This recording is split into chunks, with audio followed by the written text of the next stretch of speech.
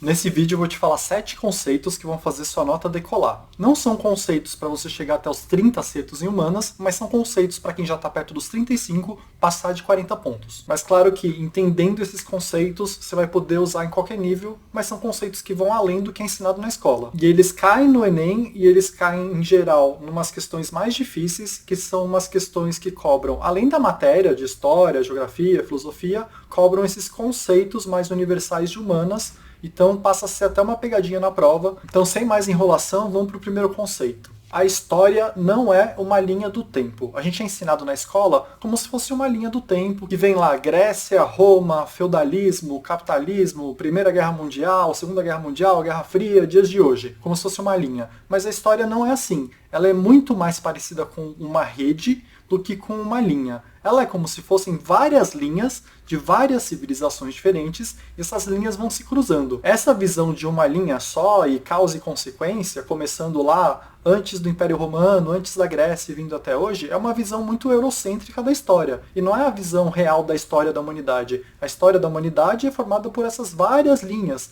Tem a linha lá dos aborígenes, tem a linha lá da China, tem a linha da Índia, tem a linha do Japão feudal. E essas linhas vão se cruzando em vários momentos e a gente vai ter na ideia de sincretismo, de miscigenação genética, até o ponto que você entende que a sua cultura atual não é essa cultura grega americanizada. Ela é uma soma de todas essas culturas que tiveram nessa rede algum cruzamento em algum momento e foram adicionando alguns fatores ali e outros fatores. Então você pode analisar cada dimensão da sua vida e você vai ver que tem aspectos de várias culturas diferentes. Então, por exemplo, a nossa linguagem tem um monte de palavra que vem do árabe, tem um monte de palavra que era nativa aqui do território brasileiro. Eu que sou um morador aqui de São Paulo, tenho uma influência da cultura japonesa gigantesca em vários aspectos, das coisas que a gente come no dia a dia. Cada um das verduras, dos temperos, vem de um local diferente do planeta. Então você é meio que uma amálgama de várias culturas diferentes e não dá para pensar mais em história como apenas uma linha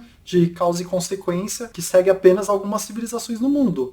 Você é formado por todas essas civilizações que em algum momento tiveram contato com outras civilizações e teve uma troca, tanto cultural como genética e até de mercadorias, e isso deu origem a todas as sociedades de hoje. Então o primeiro conceito importante é: esquece essa visão de ser uma linha do tempo, pensa mais em uma rede, em uma malha, com vários pontos conectando as diferentes linhas. E aí isso pode cair no Enem de várias formas. No geral, ele vai dar um texto de uma sociedade, alguma civilização, e você vai achar que a pergunta é sobre isso, mas na verdade é sobre esse conceito. Então a questão pode, por exemplo, menosprezar outras culturas e outras sociedades por não estarem na nossa linha principal ensinada na escola, que é essa de Grécia, Roma, feudalismo, capitalismo. Então esse é o primeiro conceito que eu queria falar a respeito. Vamos para o segundo conceito que eu gostaria de falar, que é o conceito de pré-história, que já foi por água abaixo há muito tempo. Em algum momento da nossa educação, nos apresentaram esse conceito de história e pré-história, e o que separava um do outro era o surgimento da escrita. Mas esse é um conceito extremamente ultrapassado, porque a maior parte da nossa história, o nosso desenvolvimento cultural, em grande parte, aconteceu antes do surgimento da escrita. E o Enem adora trabalhar com esse conceito, em especial em questões que ele vai falar que a história não é produzida apenas por livros e por coisas escritas. Você tem que investigar um monte de outras coisas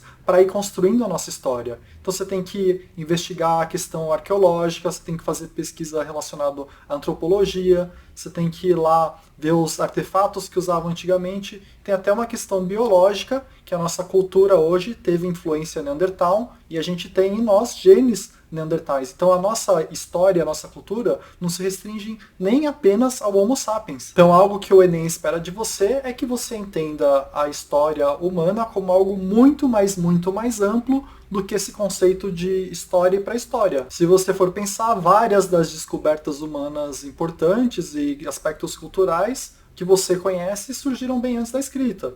Então a habilidade de trabalhar com fogo surgiu antes da escrita, rituais funerários surgiu antes da escrita, arte rupestre surgiu antes da escrita, artefatos do nosso dia a dia para comer e caçar antes da escrita, as grandes migrações pelo mundo para povoar os vários continentes antes da escrita. Então esse é o segundo conceito muito importante que eu queria te falar, e se cair no Enem qualquer questão valorizando qualquer método de investigação para descobrir qualquer aspecto da história, da cultura humana, você vai valorizar a alternativa que te fala isso. Então vamos para o terceiro conceito que eu quero te apresentar, que também cai no Enem, que é, para a história você esquece ter um lado bom e um lado mal. Você esquece isso de bem e mal. Então a gente está acostumado a ver filme hollywoodiano, e aí você vê lá, tem a Grécia enfrentando os persas.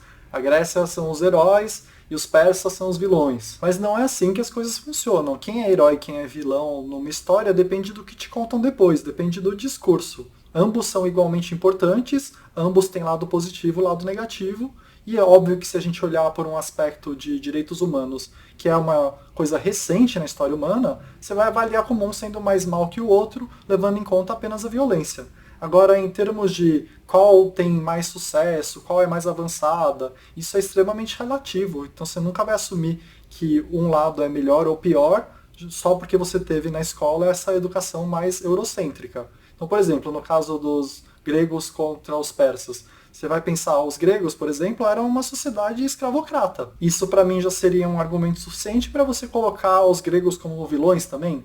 E aí, por exemplo, outra coisa comum na nossa história, a gente vai ver as cruzadas, e aí é os europeus contra os mouros.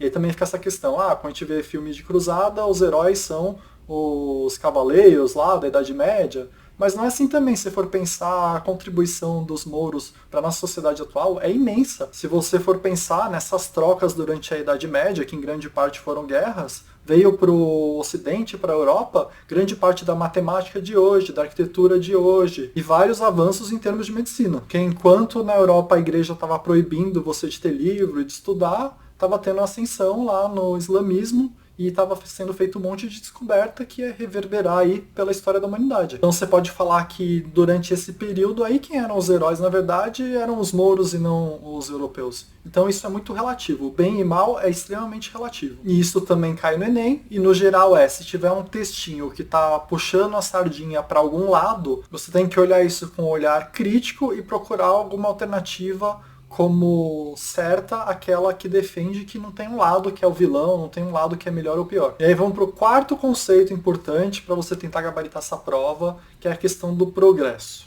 Progresso também é algo extremamente relativo. O que é estar melhor ou pior que o passado depende muito do que você está avaliando. Então, se por exemplo, você pegar apenas como variável para análise do que é progresso e se estamos tendo sucesso ou não, se a gente está caminhando para frente, entre aspas, a variável de expectativa de vida, é inegável que a expectativa de vida hoje é bem maior do que era no passado.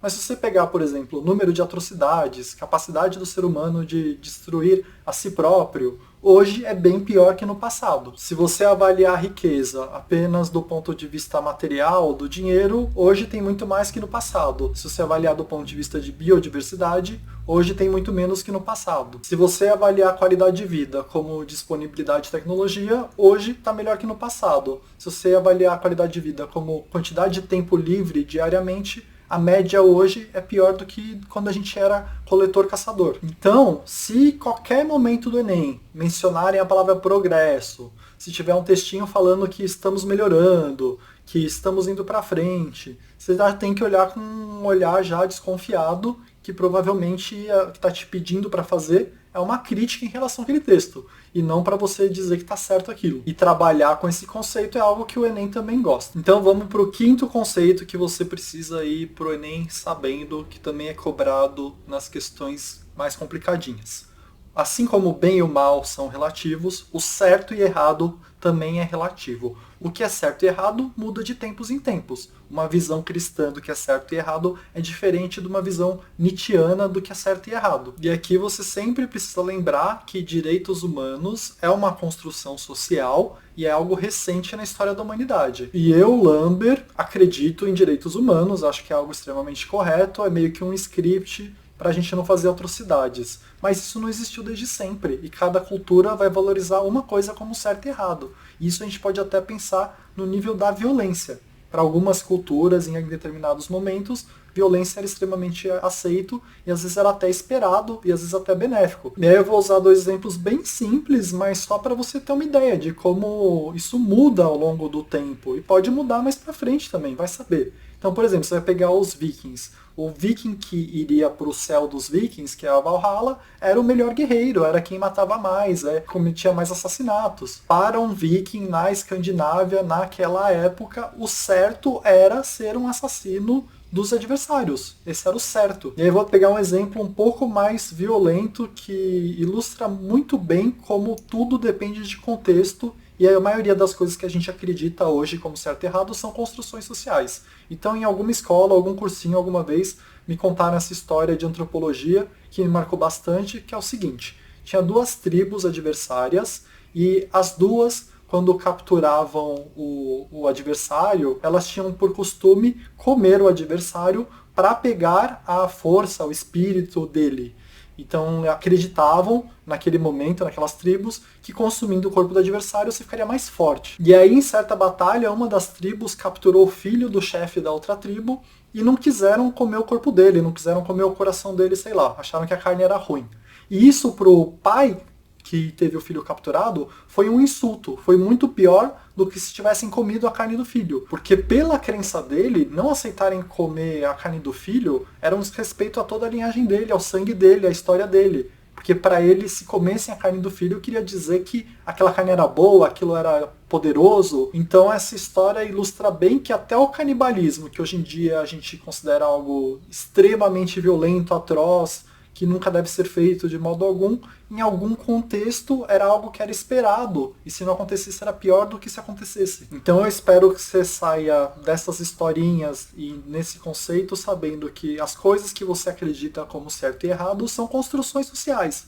Elas mudam ao longo do tempo. Direitos humanos é algo recente na história humana. E o Enem vai tentar te pegar nesses conceitos. Não dá para você analisar qualquer situação do ponto de vista dos direitos humanos, apesar de que o Enem espera que você conheça muito bem os direitos humanos. Então você tem que ser capaz de ler um texto na prova e dizer que, do ponto de vista dos direitos humanos, aquilo é errado, do ponto de vista daquela cultura, talvez não seja. Talvez era o esperado e o certo para aquela cultura. E aí vamos para o sexto conceito extremamente importante para o Enem e que o Enem também adora, que é a questão de você entender que, apesar de você aprender a história humana e as humanas em geral por ciclos e eras, isso é apenas um modelo, as coisas não funcionam de forma que algo acaba abruptamente para uma coisa nova começar. Então, pegando como exemplo a história brasileira, teve lá o ciclo do café, o ciclo da cana-de-açúcar.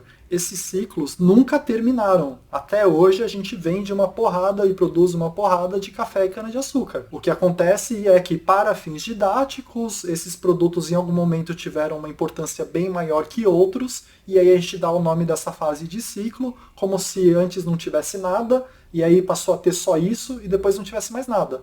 Mas a verdade é que não é assim que funciona. Funciona é que tem, em algum momento realmente tem um boom ou um hype, e é possível que essa coisa, apesar de não ter a mesma importância que antes, continue existindo e coexistindo com todos os outros ciclos simultaneamente. E isso é aplicado também para qualquer área da humanas, por exemplo, para a história geral. O feudalismo não acabou para dar início ao capitalismo. O Império Romano não acabou para dar início ao feudalismo. As coisas simplesmente coexistem por um tempão. Tem um tempão que os dois são igualmente importantes, e depois tem uma fase que a outra coisa é mais importante, só que não deixou de existir a anterior. Então você vai pegar o feudalismo, por exemplo. A gente aprende mais ou menos que teve a queda do feudalismo e início do capitalismo. Mas a real é que até hoje a gente faz um monte de coisa que era feita no feudalismo. Então tem uma parte do feudalismo que continua hoje. Então, por exemplo, a instituição do casamento é algo que era como era feito na Idade Média. O jeito que a gente assiste aula nas escolas é muito parecido com como era na Idade Média. O jeito que a gente interpreta o cristianismo é muito parecido com o que era na Idade Média. Então tem esses resquícios do feudalismo que duram até hoje. Então, quando você for pensar em eras, em ciclos, em fases, você tem que entender que elas não acabam simplesmente. Elas perdem importância para uma coisa nova, mas elas continuam existindo no geral. E isso é cobrado no Enem, já foi cobrado várias vezes, pode ser cobrado até em tecnologia, na parte de sociologia, por exemplo. Então você vai falar assim, chegou a inteligência artificial vai substituir os artistas?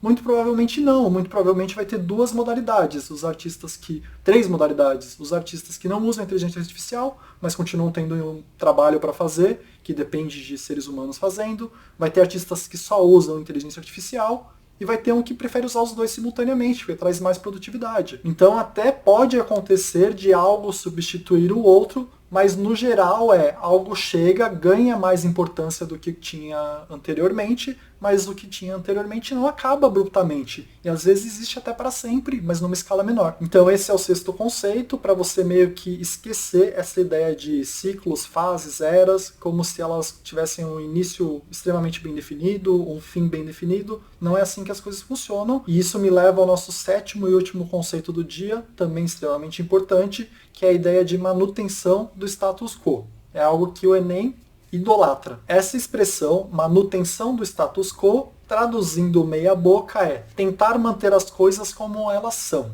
Então sempre vai ter na nossa sociedade uma força tentando manter as coisas como elas são. Essa força pode ter o poder nas mãos dela, seja político, econômico, e vai ter um certo receio em relação aos novos poderes surgindo, e vai fazer um esforço muito grande para tentar barrar essa força nova. E isso acontece durante toda a nossa história, a cada instante, sempre tem uma força prevalente, um modo de enxergar o mundo prevalente, e aí chega um modo novo, e esse modo novo vai ter esse obstáculo para superar e tentar se impor. E aí, por exemplo, na Idade Média, a Igreja Católica começou a perder força para a Reforma Protestante. E aí eles fazem uma resposta em relação a isso. Isso é a manutenção do status quo, tentar manter as coisas como são.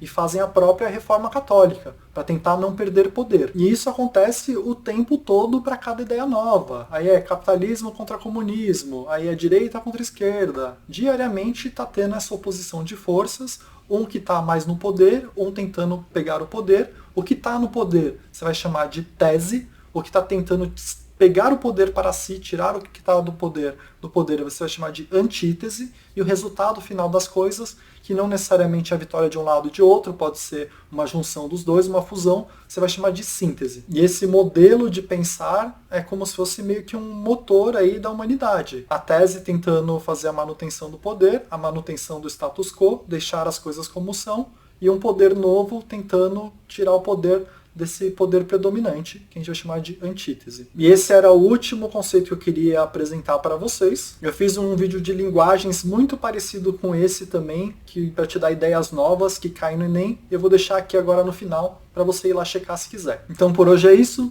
Obrigado!